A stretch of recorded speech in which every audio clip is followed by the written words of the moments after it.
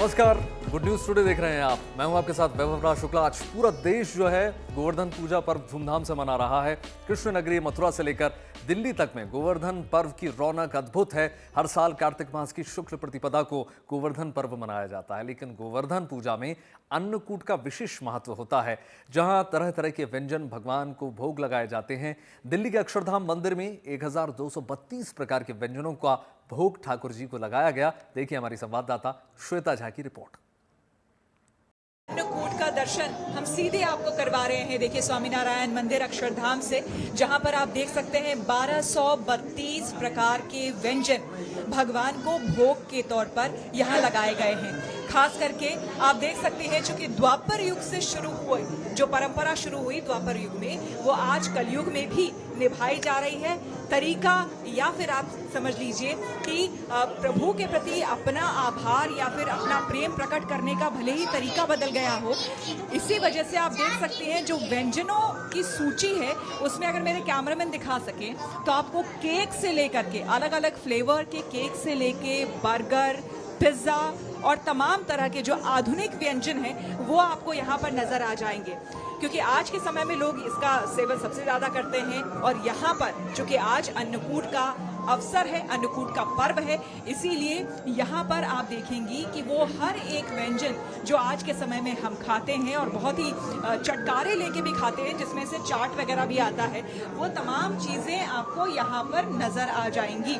तो यहाँ पर देखिए ये जो भोग विशेष करके लगाया गया है अक्षरधाम मंदिर में, इसकी सिर्फ तस्वीरें मात्र देख लेने से ऐसा लगता है ना कि आपको प्रसाद ग्रहण हो चुका है। ये देखिए सीधे आपके सामने यानी कि गुड न्यूज टुडे पर हम आपको तस्वीरें दिखा रहे हैं, दर्शन करवा रहे हैं श्री अन्नकूट के।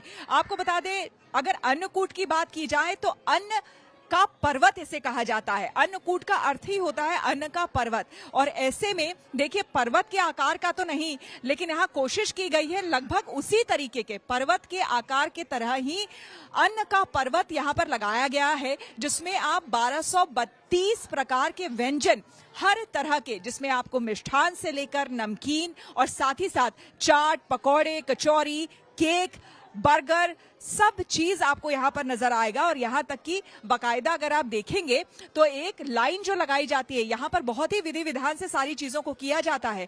एक एक लाइन, शुरुआती जो लाइन है उसमें आपको सिर्फ मिठाई नजर आएगी, दूसरी लाइन में सिर्फ नमकीन नजर आएंगे, तीसरी में केक, बर्गर, बाकी चीजें जो कलयुग में आजकल हम आप खाते हैं वो चीजें नजर आएंगी। उसके बाद चाट पकौड़े नजर आएंगे और फिर जूस का लास्ट में, अगर कैमरामैन में मनीष को बोलूं तो यहाँ देखिए जूस के भी विभिन्न प्रकार के अलग अलग शेक्स यहाँ पर बनाए गए हैं, जो अलग अलग फ्लेवर्ड शेक हैं वो। और फिर मुखवास कहते हैं, यानी कि माउथ फ्रेशनर, पान आप देख सकती हैं, वो मुखवास यहाँ पर लगाया गया है। खास करके जब ये प्रसाद भगवान को भोग लगाया जाता है तो उसके बाद होता है थाल गायन, है ना। तो थाल गायन ये होता है कि क्या भोग लगाया गया, और उसके बाद मुख शुद्धि यानी कि लास्ट में जब आप माउथ फ्रेशनर खाते हैं उस तक का जिक्र थाल गायन में आता है। तो यहाँ पर कुछ महिलाएं हैं जो इस संप्रदाय से भी जुड़ी हुई है और स्वामीनारायण को मानती हैं, पूजती हैं। तो हम थाल गायन सुने आपसे। हाँ जरूर। मारे घेर आवजो छोगला धारी, मारे घेर आवजो छोगला धारी, लाडू जलेबी ने सेव सुवाड़ी हूँ तो भाव करी लावी सुखारी, मारे घेर आवजो छोगला धारी, मारे घेर आवजो छोगला धारी, सूरण पूरण ने भाजी कारेला, पापड़ वड़ी वघारी, वंत कवालोड़ना शाक कर्या में तो जोड़ा फड़ी छमकारी, मारे घेर आवजो छोगला धारी, मारे घेर आवजो छोगला धारी, काजू का मोदना भात कर्या में तो डाल करी बहु सारी, લીંબુ કાકડી ના લેજો અથાણ કઢી કરી છે કાઠિયાવાડી મારે ઘેરે આવજો છોગલા ધારી મારે ઘેરે આવજો છોગલા ધારી મહારાજ જમો स्वामी जमो, भगत जी महाराज जमो, शास्त्री जी महाराज जमो, योगी जी महाराज जमो, प्रमुख स्वामी महाराज जमो, महंत स्वामी महाराज जमो।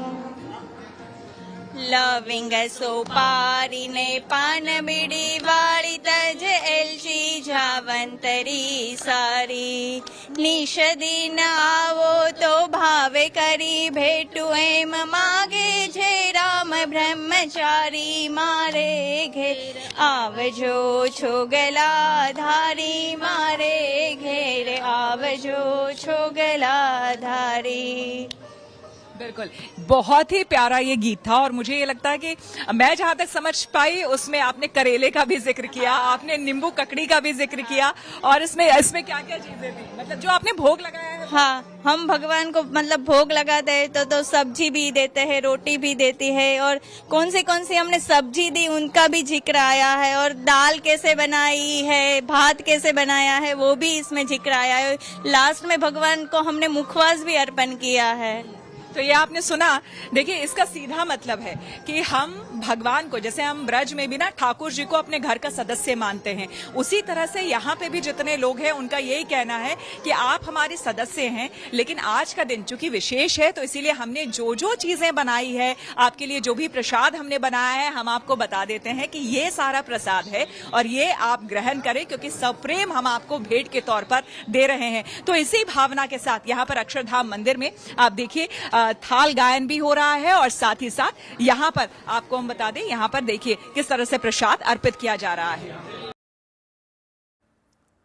श्री कृष्ण के गोवर्धन पर्वत उठाने की अलौकिक लीला पर यह पर्व समर्पित है। भक्त आज के दिन पूरी श्रद्धा और निष्ठा के साथ पूजा पाठ करते हैं। इस मौके पर भगवान कृष्ण को 56 भोग भी लगाए जाते हैं। धार्मिक दृष्टि से अगर देखें तो इस प्रसाद का विशेष महत्व है। इस भोग को श्री कृष्ण की संपन्नता, उदारता और सुरक्षा का प्रतीक माना जाता है। लेकिन इसे लेकर ज्योतिषाचार्यों का क्या कुछ मानना है, देखिए।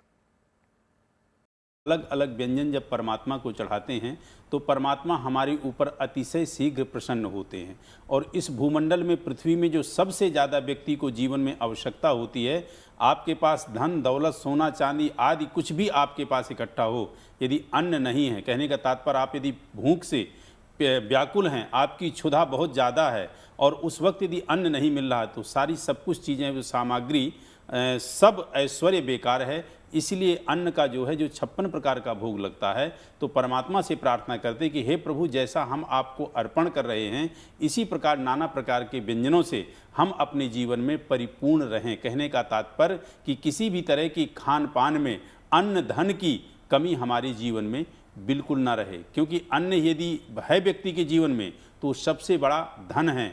आज ये जो हमारी करेंसी है, ये आदि चीज़ें जो हैं, ये तो सब वैसा धन है, लेकिन मेन जो धन है वह अन्न धन ही कहा जाता है। तो इसलिए अन्नकूट की पूजा, अन्न धन का अपने आप में आज के दिन जो है भगवान को अर्पण करना, मतलब हमारे जीवन में वह भगवान हमें प्रदान करते हैं और उससे हम जो है हर तरह से जो है संपन्न होते हैं। और इसी को कहा गया है अन्नम ब्रह्म रसो विष्णु भुक्त्वा देवो महेश्वरा, अर्थात इस अन्न में ब्रह्मा विष्णु महेश तीनों का वास होता है। और इस अन्न को जो व्यक्ति बहुत अच्छे से भगवान को अर्पित करता है, इन तीनों देवताओं की जो है असीम कृपा उसके जीवन में आती है और असीम कृपा उसको प्राप्त होती है। तो इसलिए आप जो है बड़े भाव से, बड़े जो है पवित्र मन से जो व्यक्ति इसको बनाए अपने किचन में, वहां से उसका भाव पवित्र होना चाहिए। 56 भोग की अगर बात करें तो 56 भोग ठाकुर जी को लगाते समय सिर्फ अपने मन में भाव रखे और जितना भी बना सके, पंचामृत है, खीर है, पंजीरी है, उसमें तुलसी पत्र रखते हुए ठाकुर जी को भोग लगाएं।